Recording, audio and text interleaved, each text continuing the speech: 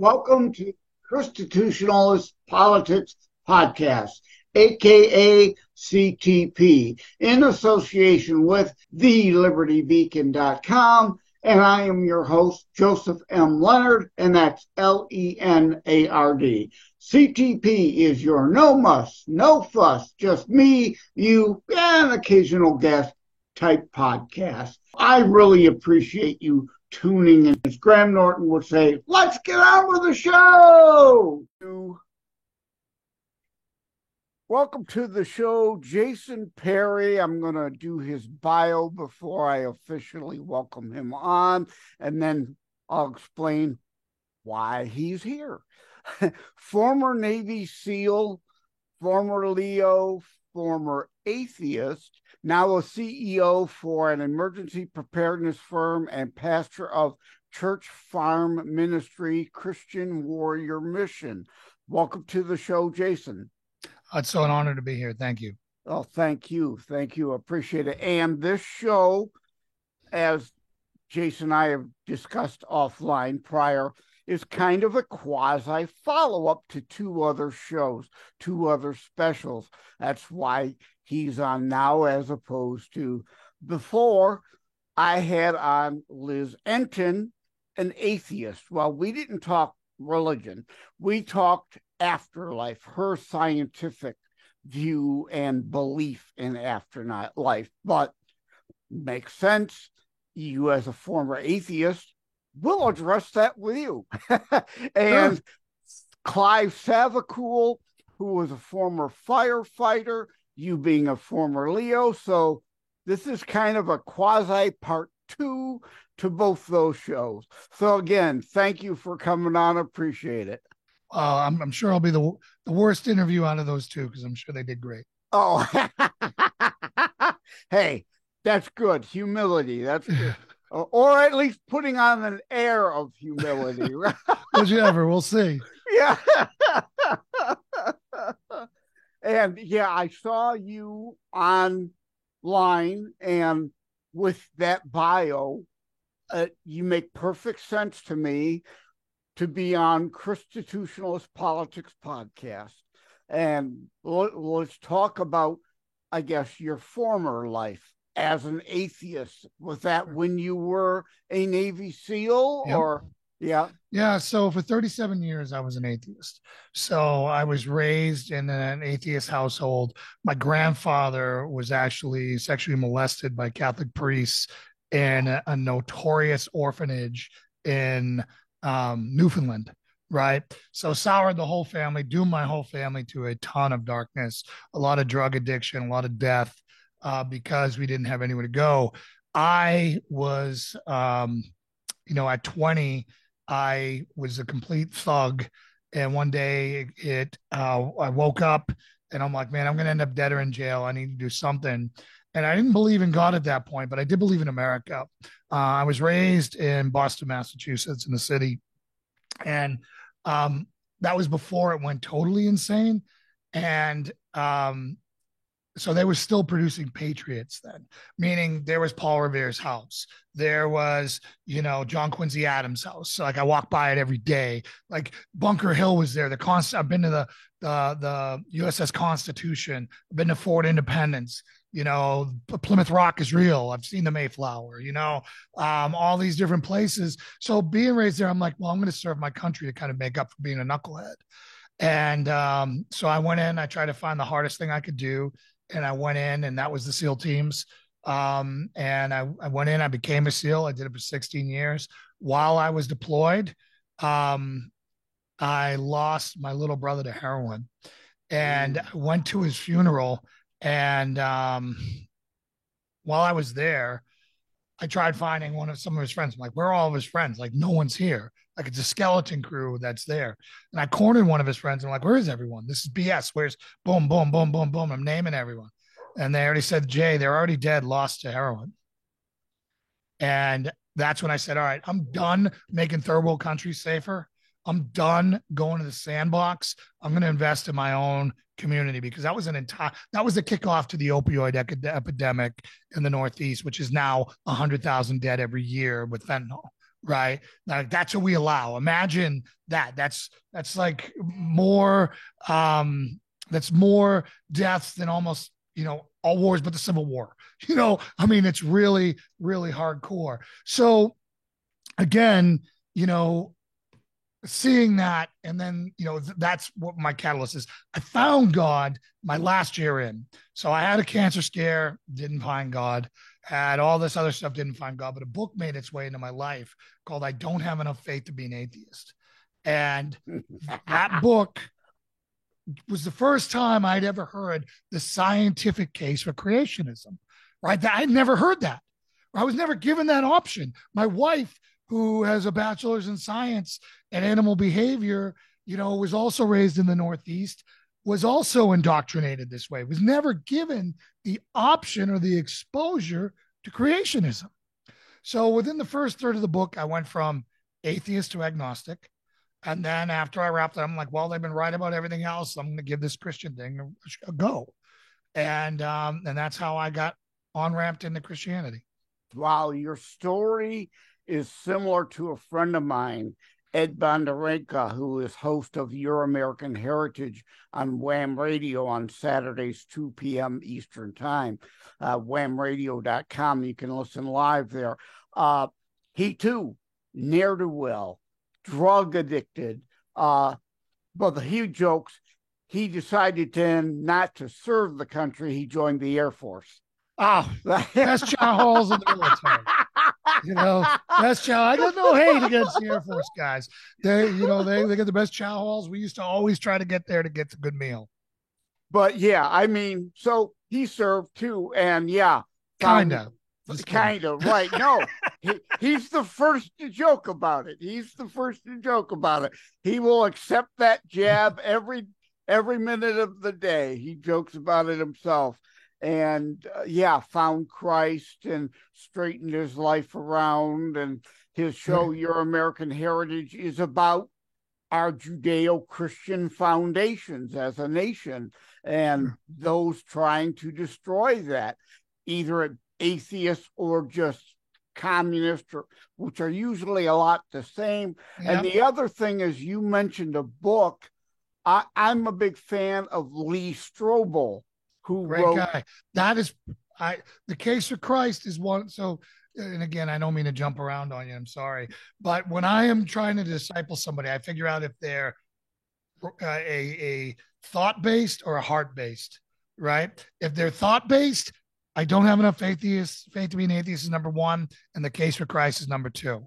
Right? If they're heart based, I send them to The Chosen and a couple other things I send them to, right? That's just how we're wired. Either you're one or the other. Very few are both. Both are very helpful, but those two, that's where I split in the row when I'm trying to figure out when I'm talking to somebody and they ask me about God, where, obviously the Bible is number one, but those are two places for Christian curious people to dip their toes in the water. And one of the reasons, too, why I wrote Terror Strikes Coming Soon to a City Near You, obviously not a normal, natural, traditional, fluffy kind of Christian book, but you got to meet people where they're at, not where you want them to be. So it is a Christian book nonetheless, just not that traditional, fluffy kind, to try to bring them in without beating them over the head with the Bible. It doesn't work. So it takes all different types, right?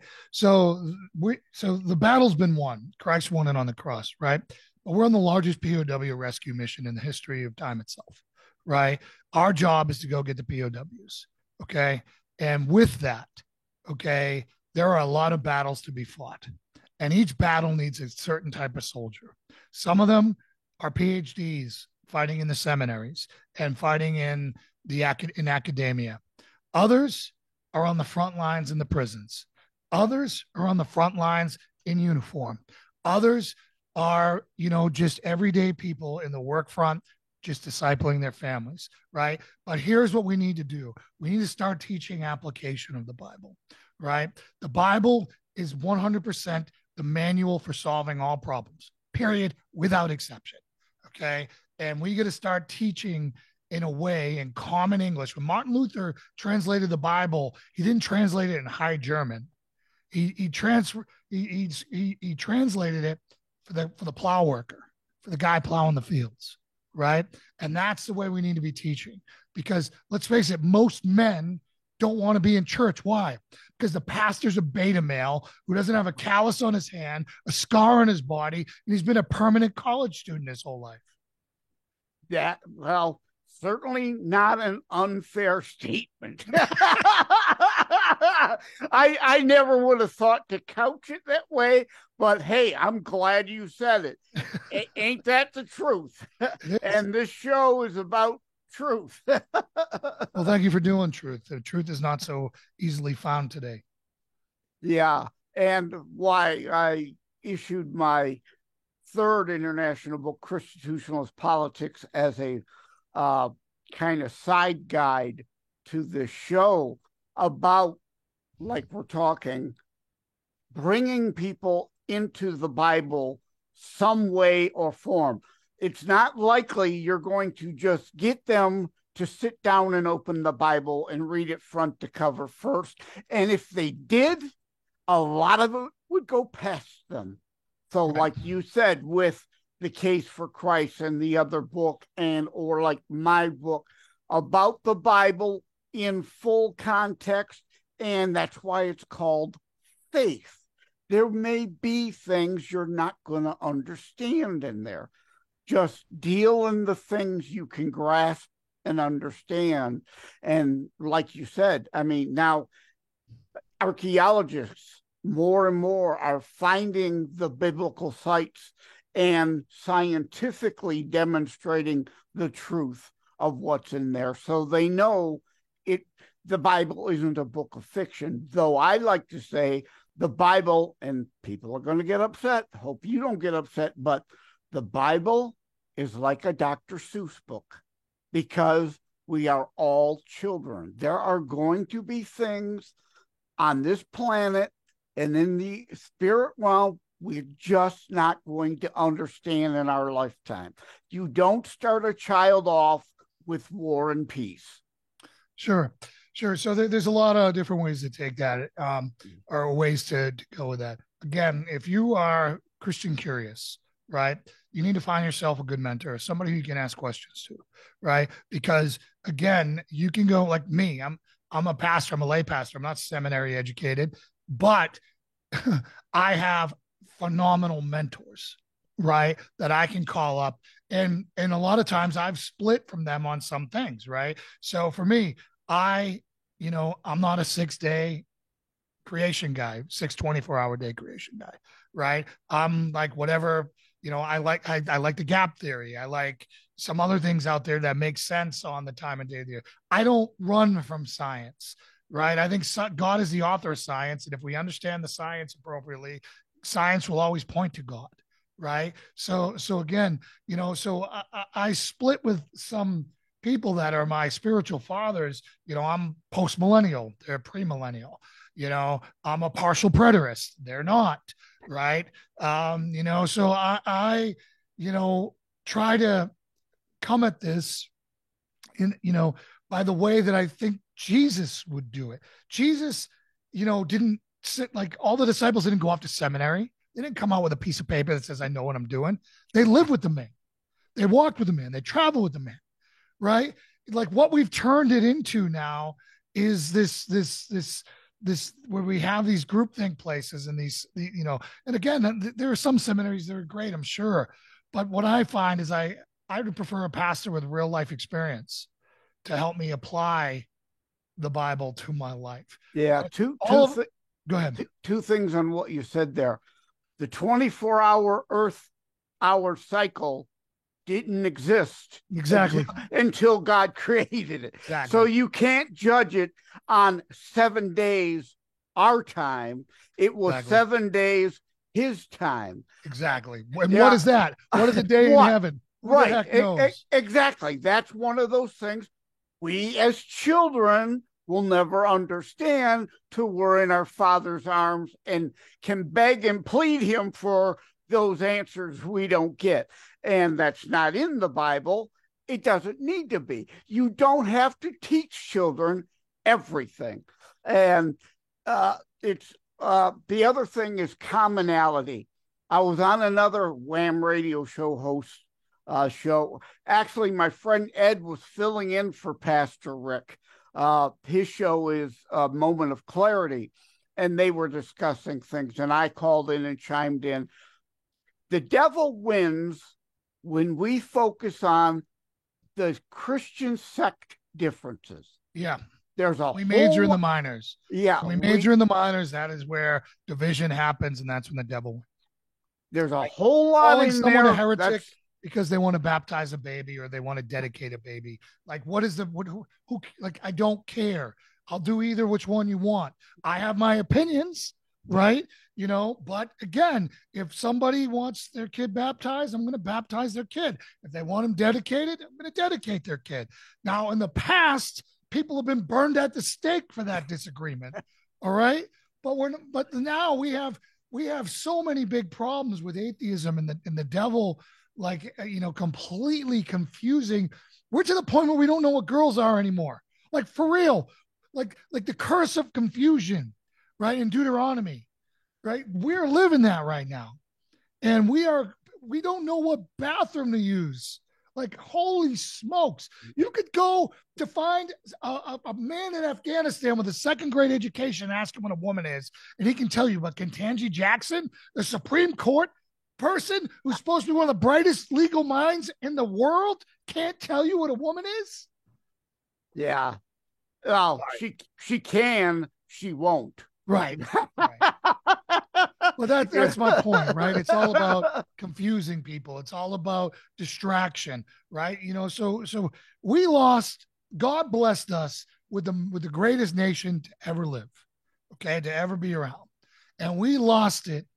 We lost it by being distracted and entertained, right? We lost it watching endless sports, binge watching endless TV shows, and playing video games instead of going out there and getting stuff done. That's what we did. Yeah. In February, one of my episodes was Bread and Circus. Exactly. What time's the game on? Now, I've also written a piece for the LibertyBeacon.com. Occasional distractions, not just okay, but healthy. The problem is when you're all consumed in the bread and circus. Yeah. 24/7. And now, right, like in this economy and where we're at, right? We spend money in the devil's business all the time, right? We go to Starbucks when Starbucks hates God and hates everything about God, right? We watch the NFL, which hates America and divides us on race, right? And our eyeballs are revenue to them. So your time is valuable. Your resource, there's no time, nothing more valuable than time. What you spend your life doing shows where what's most important. Now, most people do their life and they keep God in this nice little box, an hour or 90 minutes on Sunday. And they try to say they love him and he's most important in their life. And, and your time does not reflect that. I was born and raised Catholic. I no longer attend my church because why? I believe in fellowship as the church, as opposed to why do I want to sit in the pew next to so-and-so that the minute they leave the church is going to stab me in the back first chance they get. Yeah. There's no brotherly love there. Again, every church, your church, I'm just saying I've been to other churches that indeed are great and wonderful. So everybody's church has to be judged on its own merits of whether their pastor is also indeed preaching the whole Bible, not just prosperity doctrine to keep fannies in the pews and the revenue coming into the church. They become their own prosperity doctrine churches. Yeah, and that really has happened with Christianity has become a consumer-based product. It's become a business. And, and that is where we've gone astray. Part of the reason where we've gone astray. We want our church like a drive-through now. We want to come in. We want our church. We want to come in, get a cup of coffee, sit down, be out of there. Childcare, this service, all that. We want to have great music. a short little sermon on something cute, and then we want to leave and go back to our life of sin, right? That is not church. Okay. That is, we are a body. Okay. The enemy wants this finger cut off over there rotting. And that's what happens in self isolation, right? We are meant, this finger is meant to be attached to this hand to this wrist to this forearm, to this, to my upper arm, to my shoulder, et cetera, et cetera. We are meant to be a complete body. So our church, I have 44 acres. Okay. I've got cattle. I've got hogs. I've got chickens. I've got shooting ranges, right? Our church isn't like anybody else's church, right? We live life with one another. We provide food. Okay. We work it, right? You can come pretend whoever you want to be for 60 minutes on a Saturday in your best clothes, or 90 minutes on a Saturday. Who are you in the cold and wet outback with large, scary animals, right? When you hit your finger with a hammer, and who are you when are you serving one another, right? The first thing I want to know when someone tells me they're Christian, I look at their family. Does their family reflect they're a Christian? And if they don't, they're phonies. Yeah, and sadly, there are many fakes. And again, a main part of why I feel called to do this show, bringing people back to their Bible in full context, not picking and choosing like Matthew 7, judge not lest ye be judged. Do you want to read the rest of that? And the 12 other scriptures that say to judge biblically and yourself as you do others, not be a hypocrite. So yeah, I know exactly. You and I are on the same page, same sheet of music, and hopefully, why I started the show, not just preach it to the choir, though, right? At the point, to reach out beyond that. And since you mentioned animals, as a shepherd, you tend to the sheep flock on Sundays.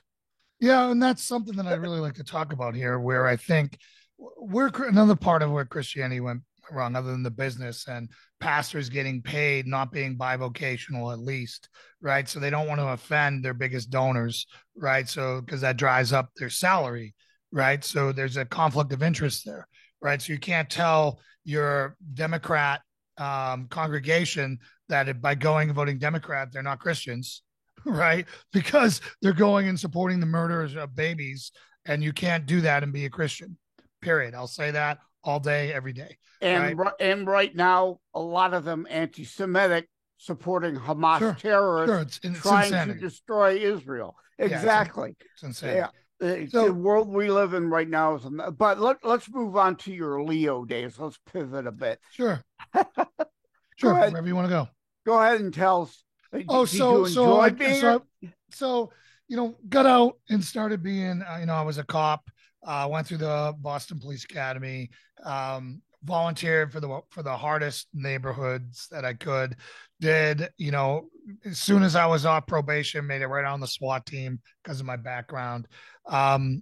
Really liked being a cop in theory, meaning like I liked being able to solve people's problems, right? But people ask me all the time, what was the hardest job you've had? A SEAL, a cop, or a pastor? And I would say physically SEAL all the way. Okay. Emotionally cop, because being hated by people was very real. Like I was sacrificing my mind, my body, my sanity, my family to serve people who hated me. Right. And, no greater love is there than this, than to lay down your life for your friends. Well, cops do it for people who hate them. They do it for their enemy, and they do it for people they don't know. Who does that sound like? Jesus Christ, right? That is Jesus Christ walking it out. So again, but it was so dark, working in neighborhoods where no one looked like me and being hated for showing up when I'm like, you called me. You called me. Right. And one of the things that broke my heart one day, and where I realized how bad their culture was I showed up to a domestic call. Guy beat the heck out of his wife, and we got to arrest him. His son is there. And I said, do you want to step out in the hall so your son doesn't see you getting arrested? He said, no, I want him to see you taking me away from him. Yeah. And I'm like, you're never going to give him a chance, are you? Nope. Like, I didn't beat the heck out of your wife. I didn't call 911. You can't control your emotions and you beat up your wife and now you're trying to poison your kid against the people here who are here to help him and your your wife. Like that's the legacy you're passing on. And I encountered that day after day after day after day after day. And but I love my job. I did love my job. But my son was born and he had autism. He has autism. And autism is one of those things where the more resources you throw at the front end, the better their what life can end, the better their life is on the back end. So I walked away from that, a very one of the highest paying police jobs in the country, um, on an elite team, doing great stuff, um, and to move to Virginia to throw time and resources at my son. I got a job bodyguarding a guy worth $52 billion then. I think he's worth $104 billion now. They'd fly me in for 30 days. I'd bodyguard him, and then they'd fly me home. I could go wherever, it was a great job. I did that for a while until Sandy Hook happened, December of 2012, where an autistic kid walked into an elementary school and killed a bunch of first and second graders and teachers and stuff. And I said, okay, well, I'm done working for a guy who can afford, as many of me as he wants. He's not going to miss me a day. And so I started my training and consulting company, Trident Shield, which is an emergency preparedness, security training consulting company. I've been doing active shooter and emergency preparedness since 2013. And, I was doing that until, gangbusters until COVID hit. COVID hit, the whole industry I took a 90% loss to revenue. We collapsed down. I started working for Mike Lindell. I'm doing security for Mike Lindell and hosting a podcast for him called The Hope Report. Did that for a while. And then security started ramping back up and, COVID ended and now people care about active shooter again. So that's what pays the bills for me is my security and consulting and emergency preparedness work that I do for Trident Shield. Yep. Yeah. That brings us to almost, and then while I was during COVID, took that 90% loss to revenue. I'm like, the entire industry is screwed. It's not just me. Right. So I said, oh, if there's ever a time to serve the Lord, I'm going to do it now. And yeah. So that's when I did that. Yeah. A whole lot of people's lives were completely upended due to the Wuhan hysteria, yep. which really was nothing but a fancy flu. Yep. And these jabs that aren't vaccines because they don't make you immune to anything. A Nope. real vaccine is like polio, tuberculosis, mumps that make at least 99% of the people then immune going forward. But yeah, that so disrupted virtually everyone's lives that even now that there's a whole lot of people nowhere near recovered from that downtime. Yeah, well, it's going to sound crazy, but I actually thank God for COVID because COVID actually exposed everybody for who and what they were, right? If you were a phony church, you shut your doors. If your neighbors who turned against you because through the Democrat insanity and wanted to do lynch mobs because you wouldn't wear a mask in your own house, like you got to see everything. And then what it did is it exposed America for what it is now. America is not one country anymore. It's actually two countries. It is conservative states versus blue states, right? So, the freedoms you have in Tennessee or Florida are completely different than the freedoms somebody in Massachusetts or New York has. So I treat going to blue states now like I'm going to another country.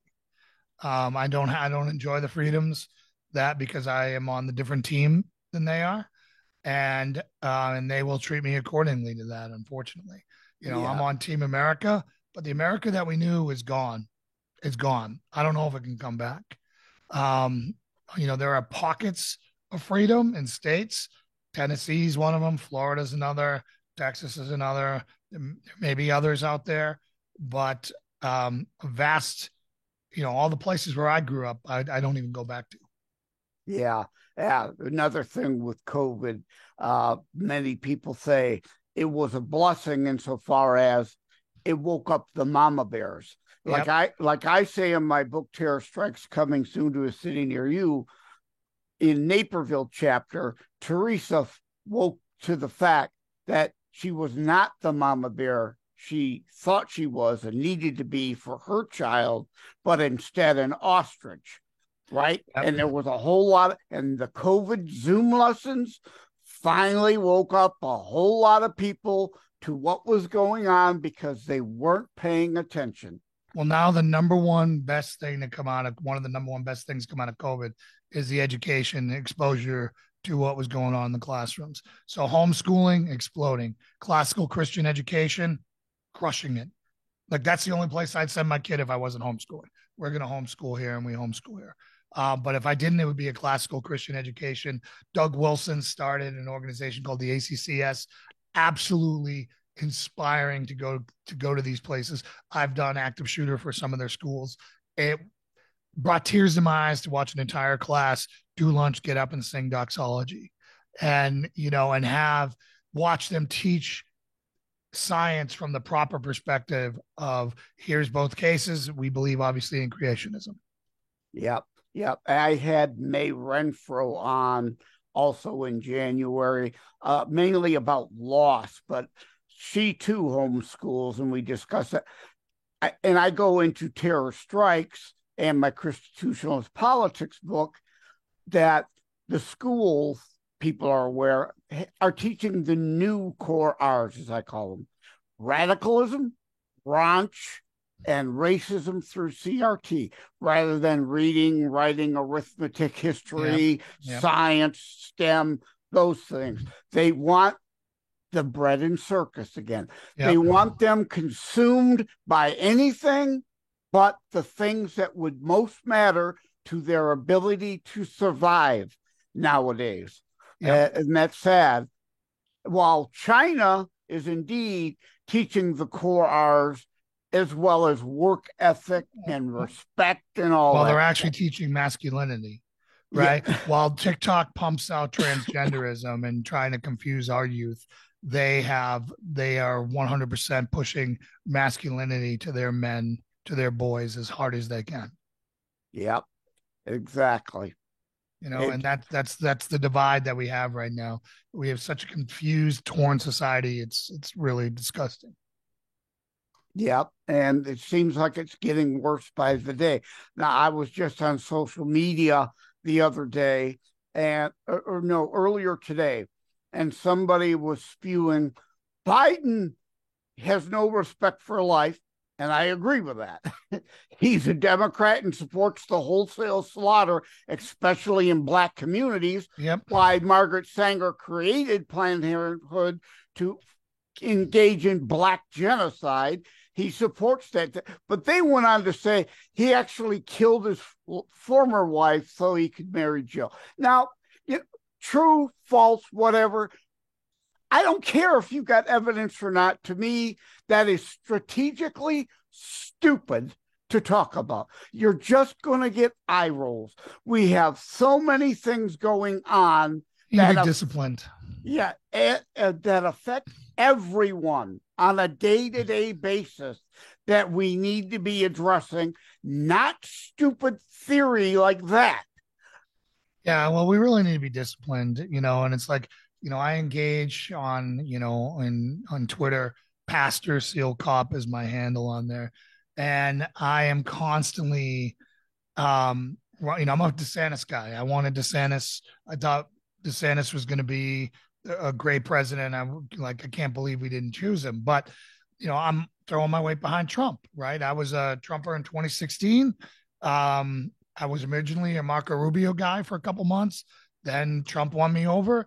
And, I was all in on him in 2016, was all in him on 2020, but I'm not one of these guys who doesn't think he's ever made a mistake, right? He made a lot of mistakes. I don't drink the Kool-Aid. I'm not a cult member. Thank you. Exactly. I can't talk to a Trump. like the Trumpers, like I'm MAGA, meaning make America great again, and Trump is a part of that, and I think he did some good stuff, but he made a lot of mistakes too. So let's talk about them rationally, right? And we can go forward, But I'm constantly dealing now because MAGA makes it so hard to vote for them or to like them because they're all so bitter. Now, they have every right to be bitter. They've been attacked and demonized for an awful long time now, right? But they have to understand you don't win by shrinking your base. You have to grow your base. And offending, and going after DeSantis and all the reprehensible things that went on, again, I am not an emotional person when it comes to this stuff, right? I knew what Trump was doing. I watched him do it to Ted Cruz, right? So Trump goes scorched earth on everyone. The second they're out, it was business to him. He's back to, he's willing to work with them and do whatever. Like that's just who he is. Okay. Trump, Doug Wilson coined this the best. Trump is the chemo that we need to cure the cancer that we have in our political system right now. Right? No one wants chemo. No one enjoys chemo. It's going to make you feel sick. It's going to make you vomit. Your hair may fall out. Like mine did. Yeah.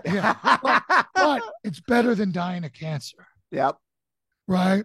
That's a very, very good analogy. I agree with that wholeheartedly. There's people with Trump derangement syndrome. On both sides. And then there are Trump cultists who see no, hear no, speak no.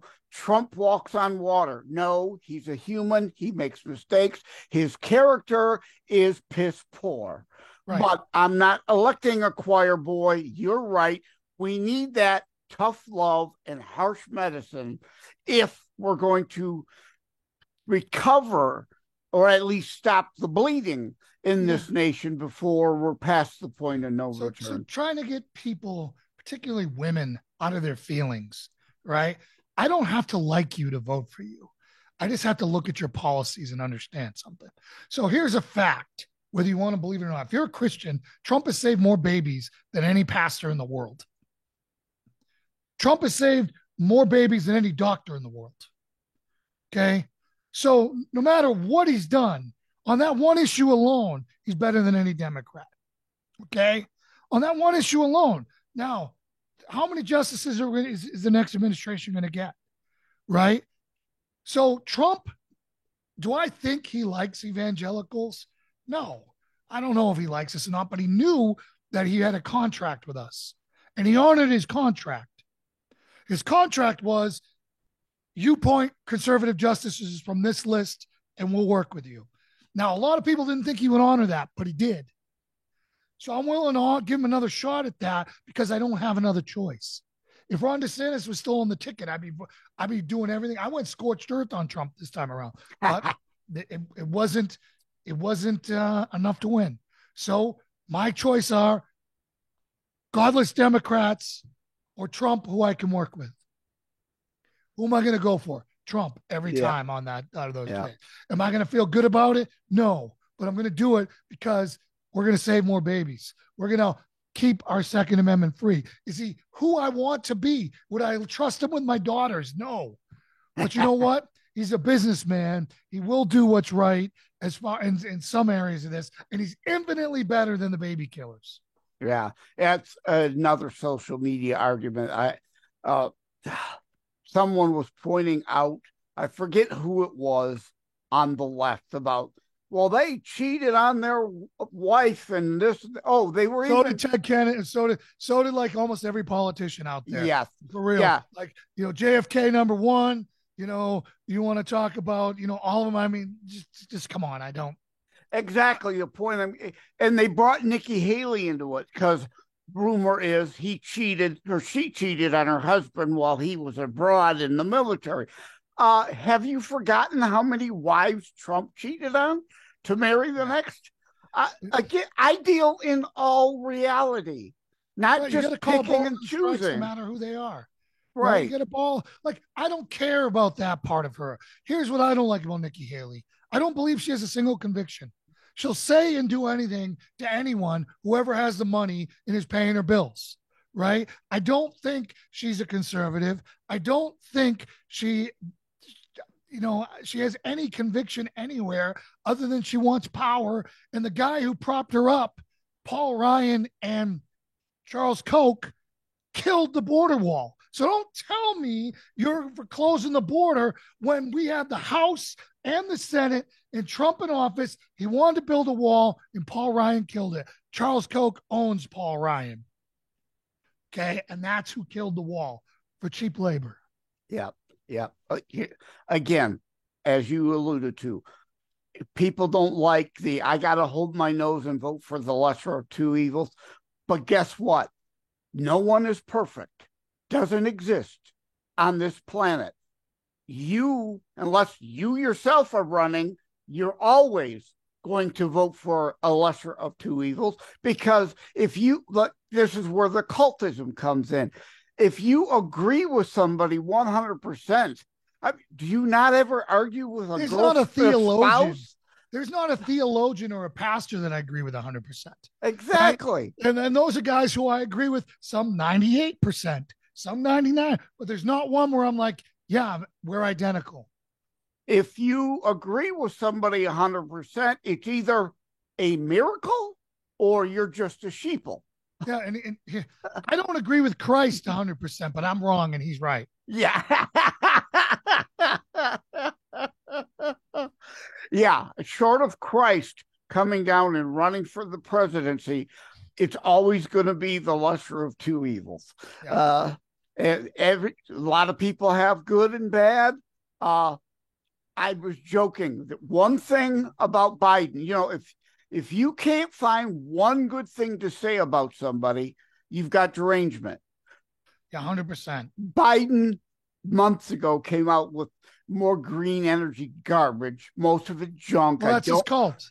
Yeah, I don't agree with it, but there was a piece in there making school buses electric. Well, I don't want kids breathing in diesel fumes, and buses are big, plenty of room for batteries. So could most school buses become green? Sure, let's do that. That's viable. That's feasible. That's doable. The solar and wind farms are not feasible, doable things. They're boondoggles. Here's the thing with all the electric stuff, and I'll just make one point. If everybody went electric tomorrow, our power grid would completely collapse. Yep. Right? We don't have power enough as it is right now. Okay, because we don't want to build nuclear reactors, which is the safest form of electricity on the planet, the most effective out there. So if we're not going to do that, it's not even realistic to even talk about. It's 100% fantasy, right? Ask all these people who have Teslas in cold climates how they're working, or all these they can't start. Ask Texas how all their wind farms work for them when they hit that cold snap, right? Again, we have all this money. Again, I'm an all the above guy. All the above. Let's do all the above, but let's be responsible. Okay. Yep. And if we do all the above, I think we can move forward. And someday the technology may catch up to where it's at. But we should be trying to get coal cleaner. We should be trying to get natural gas cleaner. We should be trying to get gasoline and oil cleaner. Right? Let's try to get these things to work, and let's do an all the above approach instead of saying one's bad, this and that, and everything else. And it just doesn't telling you working a farm and having to use diesel and having all these other things. All of us know 100% when you have a chainsaw, right? I have an electric chainsaw that I use for doing little brush, but when trees are down and people's lives are on the line, I'm going to get my gas powered saw because I need it to work. Yep, exactly. And as Christians, we understand we are to be stewards of the other animals on the planet and the planet itself. It doesn't mean being stupid about it, though. It means doing what's reasonable, practical, and doable. And coal has gotten a lot cleaner. We're sequestering the carbon, which is, the CO2 has been far greater parts per million all kinds of times in history. You liberals... what's exploding because of that? Plant growth. Yes, exactly. We have more trees now than we've ever had And in we're like the able past to 300 years now. we're able to feed more people. They would rather us be colder and people dying due to starvation or freezing in the cold because you can't have a gas furnace. It just makes no sense. Oh, it That does. It's is it. demonic and it's the weapon of the enemy, and it's Yeah. deliberate, right? There's no misinformation. This is a deliberate attempt. It's not confusion on their part. They are making a decision to try to keep the population down. Just it's like we used to go, like it used to be all these nations had nationalism, right? You were a proud Italian, you were a proud Irishman, you were a proud Englishman, you're a proud German, you're a proud American, you're a proud Canadian, right? Now it's only World Economic Forum, and all they want to do is control everything, and you'll own nothing and be happy and eat bugs. Yeah. Yeah. I was thinking of another thing and it's left my mind. Oh, the environmental tards, as I call them. We can't get our own oil and be energy independent, which means it's less expensive and more people can afford it then. And our food is also cheaper rather than the high price of and it's diesel. cleaner than anywhere else on the Yeah, planet. that's exactly where I was going. I saw somebody complaining about oil, and we have the light sweet crude, the best oil there is around. It costs less to distill it. It burns less to distill it. It burns less when we're burning it.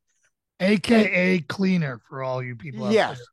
but no, they would rather us get oil from Venezuela or Iran and ship it across oceans, which takes fuel and energy, and those ships ain't electric and ain't never going to be electric, and would have us distill the heavy crude, which costs more, raises the price, burns worse.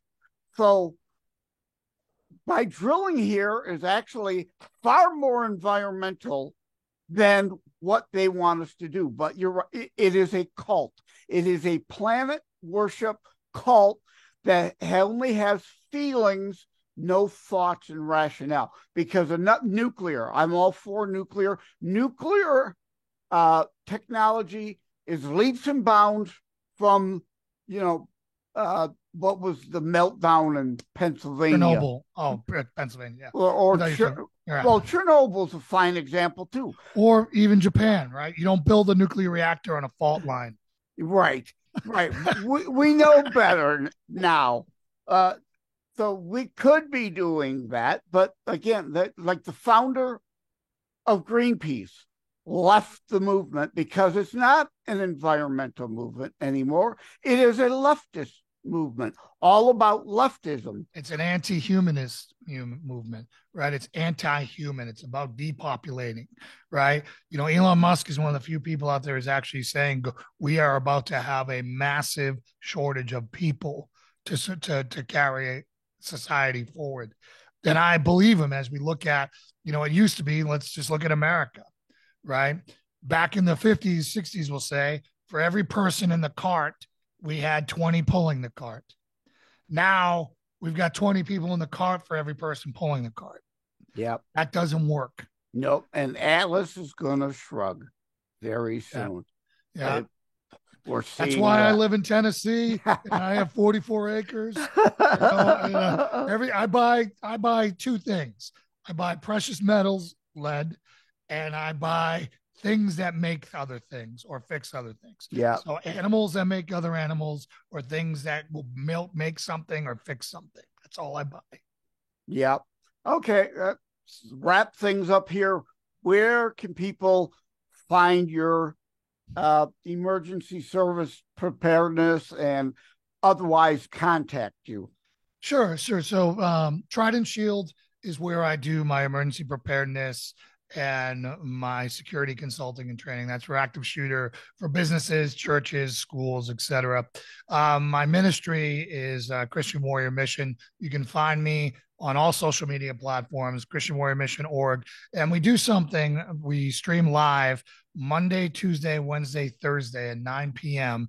And we do what's called Christian Warrior Talk. It's a 9-hour, I mean, not a 9-hour show. It's about an hour show where we fight 3 battles. We do get a humble and grateful heart aligned onto the Lord.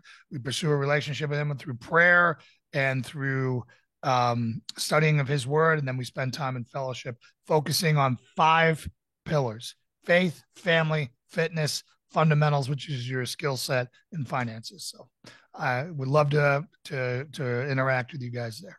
All right. Thanks for joining us today, Jason. Take care. God bless. Thank you. God bless you, brother.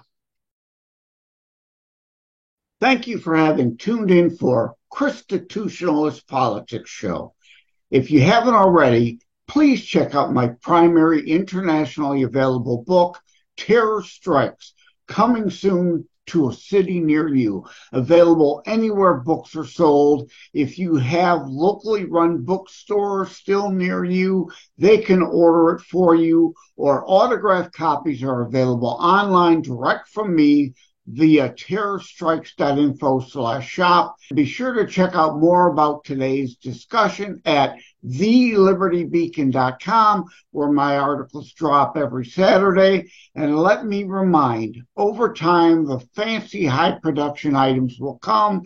But for now, for starters, it's just you as a very appreciated listener by me. All substance, no fluff, no fancy high production intro or inserts, at least yet, just straight to key discussion points. A show that looks at a variety of topics, mostly politics, through a Christian U.S. constitutionalist lens. So again, thank you from the bottom of my heart. Take care. God bless. Like and subscribe to Christitutionalist Politics Podcast and share episodes. We need your help to grow the show.